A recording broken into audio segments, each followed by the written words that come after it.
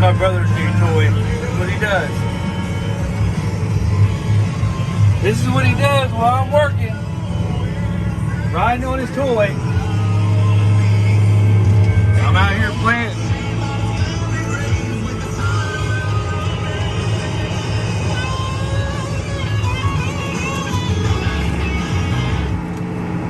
I'm out here planting. 2,600 pounds of beans on. And he's out there playing around. Got the airplane here, get ready to do some cover cropping.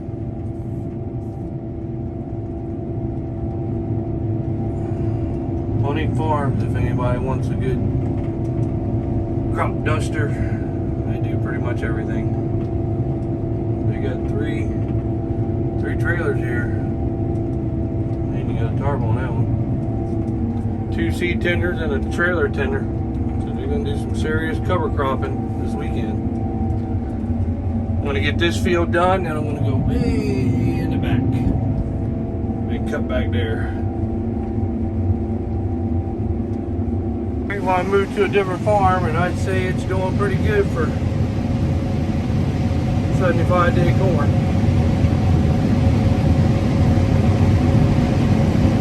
Where it looks pretty good.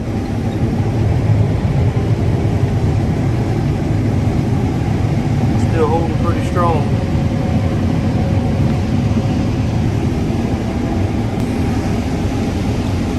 Moved to a different farm. This corn right here is doing really good, I think. I mean, it's got some weak spots and some bad spots. That's the 108 day. And this right here is the regular 75 day, all in the back in these fields. But it's doing pretty good.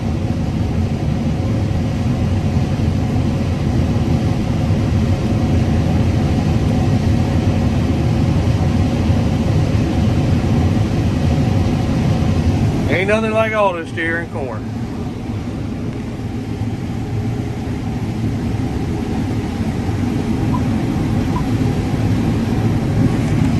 Coming in there pretty good.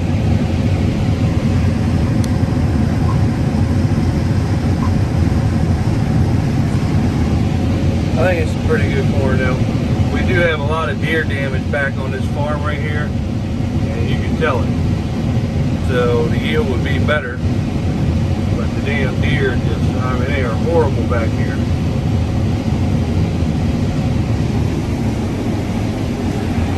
One more bin and get that Peterbilt loaded. My brother will be back.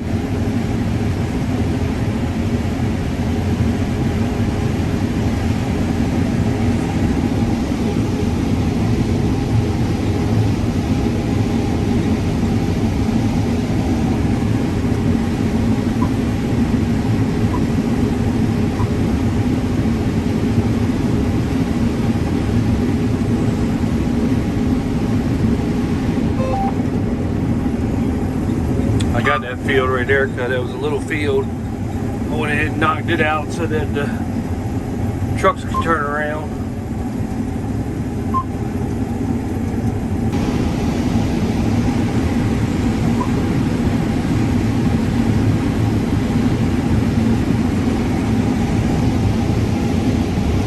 "75 days doing good, and I'm sure it ain't gonna do as good as the long season, but anytime I can hit close to 200 bushels on 75 day and then put beans behind it, I'm happy."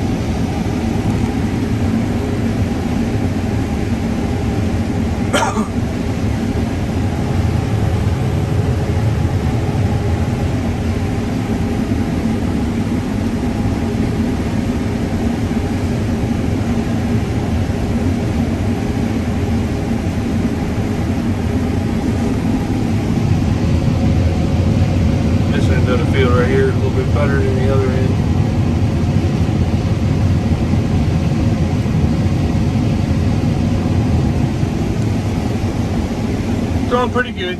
I know it ain't the 300 bushels everybody else talks about, but you got to remember it's 75 day corn. And with the lack of rain this year, I'm glad that this corn right here is as good as it is, because we haven't had any rain whatsoever.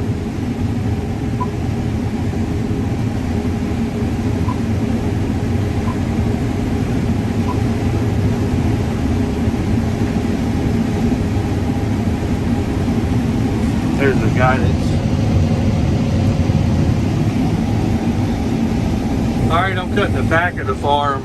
We have major deer problems back here. I mean, the crops are shitty every year in this back field because the deer just kill it. But that's about what it averages at. But it's 15% on the other end, and you get down here in this bottom, it goes back up to like 18, 19. But it's dry corn back here. I'll show you when I get up to the other side how dry it is. See, it's 16% here.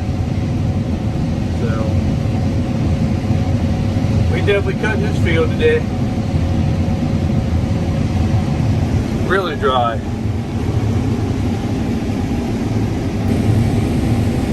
Very dry corn. It's a sandy field. Pretty much just a sand hill. Oh, there was a foxhole.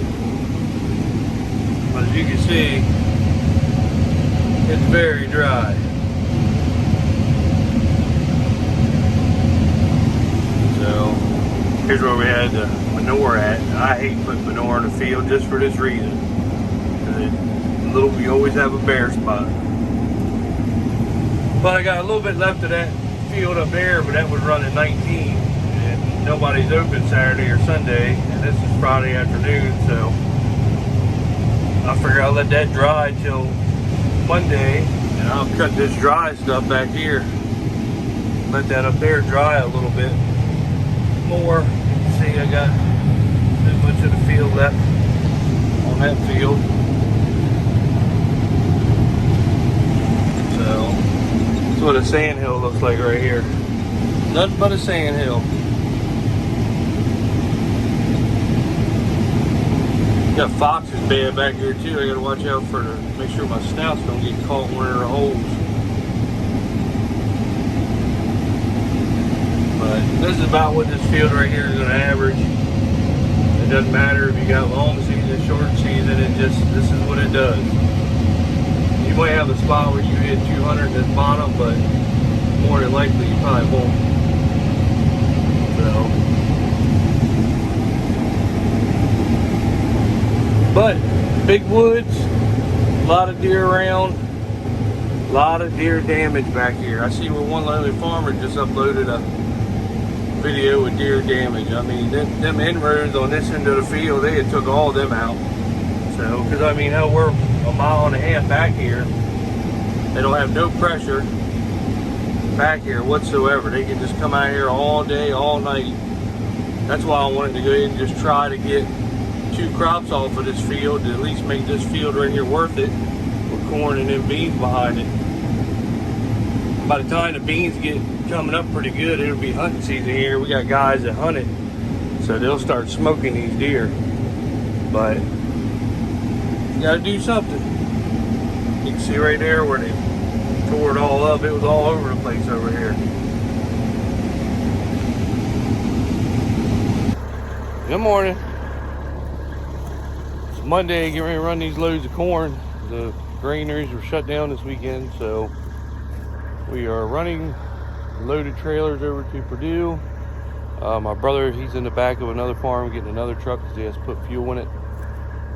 He's got the fuel key, so he's got to go put fuel in it, and we'll probably switch when we get over there to the granary because I want to take the truck he's in back to the farm because I got about a half a load I have to finish back there, and then we'll move up. But that truck's really dirty, so I'd rather run that one back that long dirt driveway and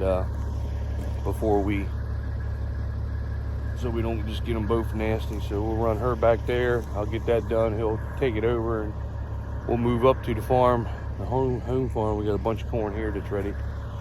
So we'll start knocking a bunch of this out, getting it done. So yeah, Nobody was open this weekend. We could have been rolling, but we weren't. So typical greeners. Anyway, good morning. Well, we got the irrigation people showed up. They're gonna give us a quote on putting pivots up. Sussex Irrigation. We'll see how it goes. All right, so we started another farm today. This is 100 acres of 85-day seed consultant, and you got the fields opened up and everything, getting rolling on the thing, and this stuff is dry, very dry. I mean, it's crazy, and it's doing pretty damn good for as dry as it is. I mean, it ain't super yield back here, but this right here is like this right here is a major sandy field. I mean, you can just see it. It's just crazy how sandy it is, but it's still doing good. The sandy part is over there. I went ahead and cut that first, and it didn't do great. I think it was going around 80, but that's what you got to expect with that part of the sand hill. I'm getting off of the sand probably in a couple more passes, and then I'll be in the back where it's pretty good dirt, and then the front of the farm, I haven't done that yet. That's pretty good too. Has a sand hill over there that doesn't make much, but there's corn there, so I am happy about that. But all that front normally yields really well, so it is what it is. It's very dry. This is the first corn that I actually planted, and I got in it the other week and it was 25, so we backed out and went to the 75 day, but it has really dried up in a week. It's just crazy. So, but it's doing pretty good. My brother, he's right there in his blue Peterbilt. I gotta put this last pin on him and he'll get rolling, and then we're gonna start hauling tomorrow to Snail Green and start storing it. They said they start taking corn, so we're gonna start hauling a lot of corn in there and start storing it. But big orders, I know. He's waiting on them. He wants to hurry up and get back over there and see his girlfriend Sheila.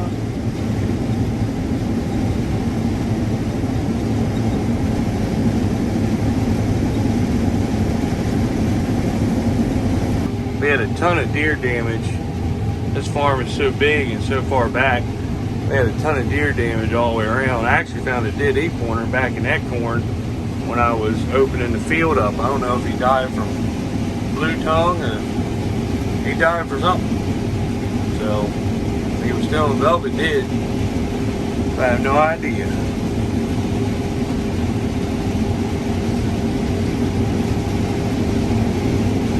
I think there's a graveyard in that tree pile right there. We wanted to move it one time, rip the trees out, but the landlord told us there was a graveyard or something, a couple I guess burials in there, tombstones or something, so we didn't mess with it. But this is definitely a sandy farm back here, but it is what it is. It's a huge farm. It goes all the way up to the highway. I mean, it's a big farm. So take the good with the bad, or the bad with the good.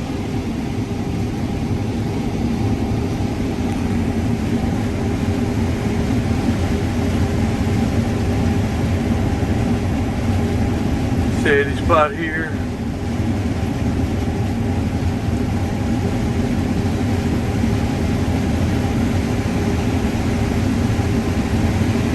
But I think overall, once I get off this sand hill, it'll be pretty decent corn.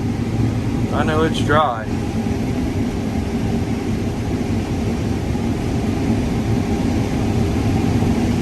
It seems like it's doing pretty good.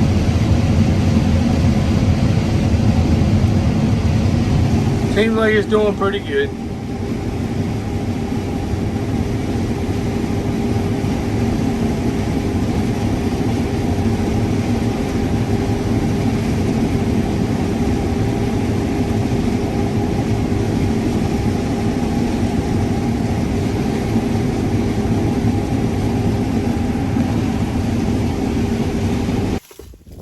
Well, I got quite a big cut today.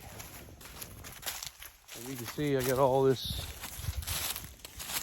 part of the big section cut. Up here, got everything loaded. The corn is very dry. This is 85-day corn, and it must have a good dry down because it was running. I think my brother said the last load was 15. So we're gonna take them in. I loaded everything up. We're gonna take them into Tyson in the morning because they don't have their dryer going right now, but they'll take dry corn. So we're gonna go ahead and start filling some contracts that we got. It's like 6:30 at night. I'm gonna blow this combine off so I don't have to fool with it and get dirty in the morning. I'm gonna blow it off, grease it.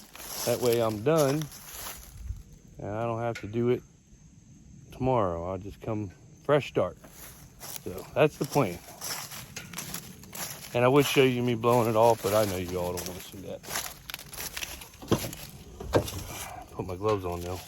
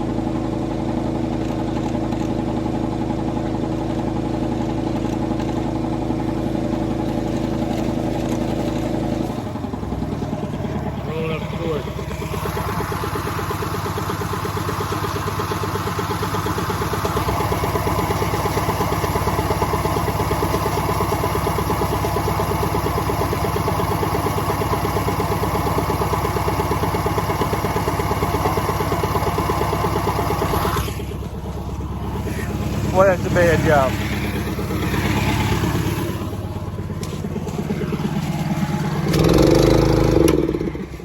That is a horrible job. That's why I like driving it, because I'm the one that has to do this and get dirty.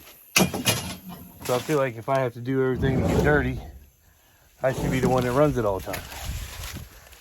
But I'd be running the drill, but right now we're not getting any rain and it's really dry. So we're gonna hold off until we do get some rain.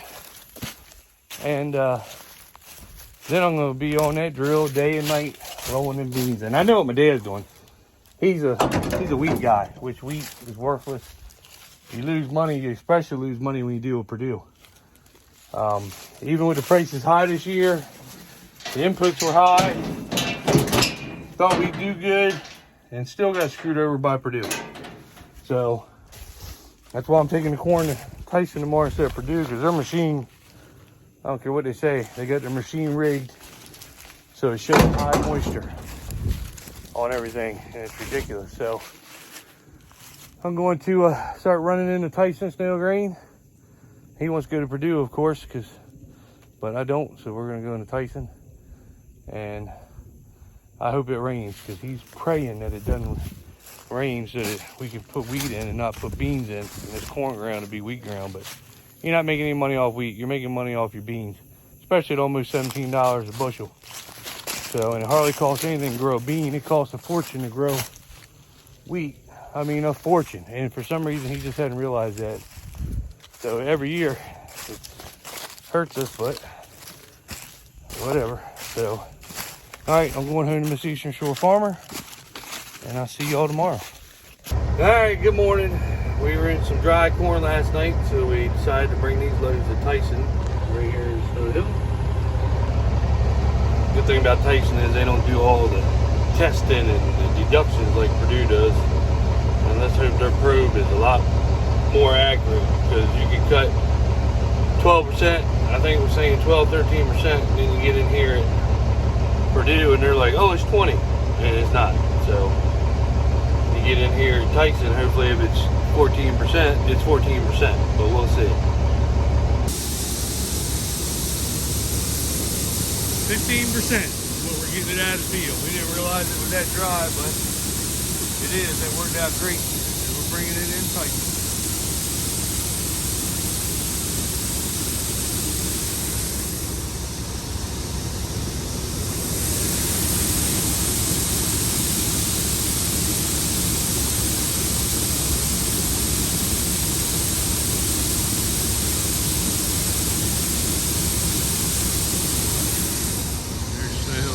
Greenery over there. Got the black truck today.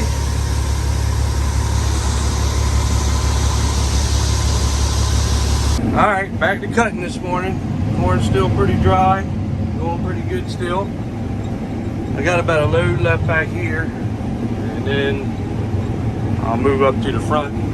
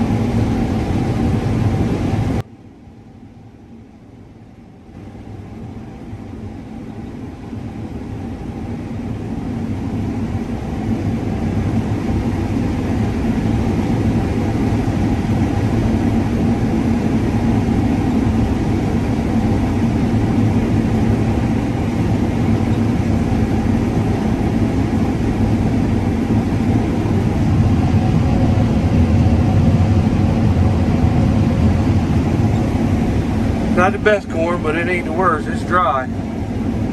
Probably doing 160, 170 bushels.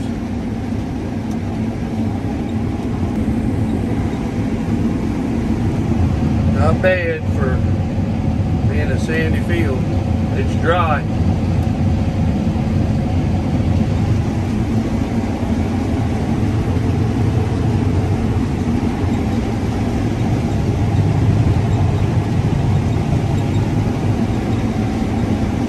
Alright, so I moved up to the front of the farm, and this is about what the corn has been yielding here. It's 85-day seed consultant.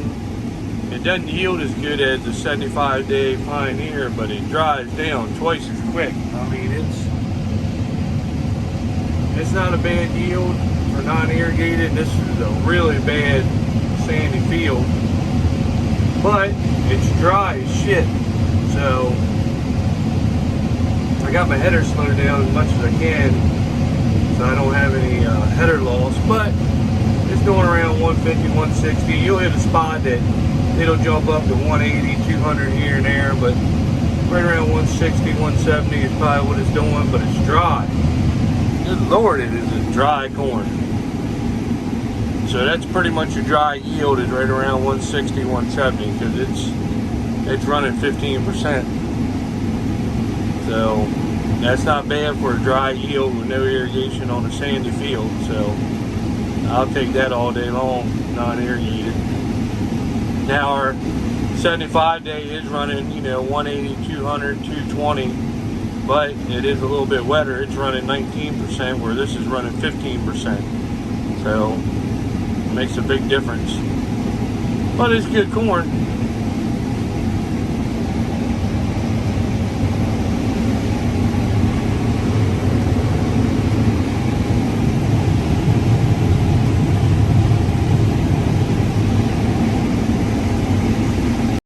Do you remember when Q was going to save us and bad things happened and the narrative was, well, that's part of the plan, and then worse things happened and then they said, well, that's also part of the plan, you just have to have faith, and then worse things happened and they said, hey, don't worry about it.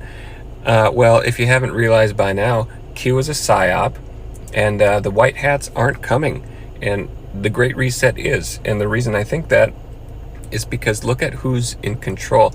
They silenced the President of the United States of America, and now they just raided his home because they're desperate for him not to run for office. They removed Epstein. They hid the Maxwell trial. They refused to release that. You're never going to see the client list. That's not going to happen because justice doesn't exist here. Hunter Biden's laptop is neglected entirely with smoking gun proof of corruption. And that's been known for a very long time. So that means they control the media, they control big tech, they control Hollywood, they control schools. Any institution that's responsible for disseminating information to the public, they have full control over. The open border hasn't been stopped, the swamp has not been drained. Government openly demonizes conservatives, Christians, and whites. That is a leftist doctrine that's ingrained in all Western cultures everywhere. People who just stood around on January 6th are rotting in jail, while the FBI claims that BLM and Antifa have done nothing, even while they've burned cities to the ground and literally murdered people. The Constitution is nearly dead. Medical tyranny is sanctioned. It's okay to kill people via neglect. If they have not received that jab, you can just not give them life-saving treatment. That's just been ignored. Fuel and energy is being shut off. Food is being destroyed and or not produced, and wars are being started. People are dying in record numbers according to insurance companies. That's being covered up and ignored. The narrative is completely controlled, and that's the biggest reason why this is all over.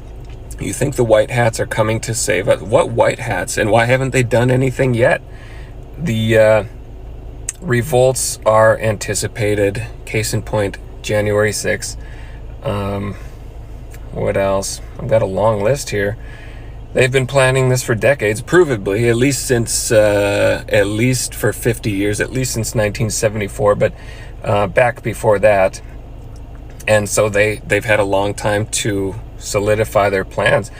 In short, evil is too pervasive. It's it's gotten too much of a foothold. The danger of believing white hats are coming is that you're not going to prepare on a personal level. If you think you're going to